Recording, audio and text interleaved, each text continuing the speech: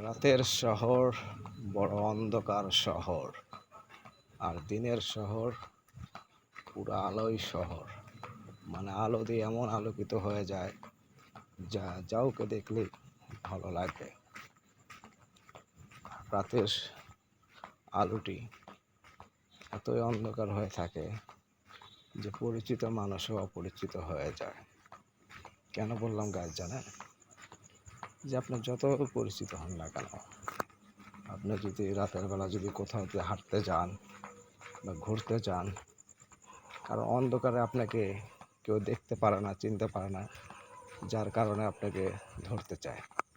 আর দিনের শহরটি হলো, আপনি যদি 10 মাইল দূরত্ব থাকেন বা 10 হাত 10 দূরত্ব থাকেন, তা মনে করেন আপনাকে চিনতে পারবে যে ওটা কে যাইতেছে।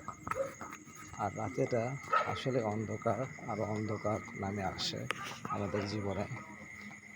তাই আমরা রাতের বেলা চলাচল করার সময় দেখে শুনে চলতে হবে।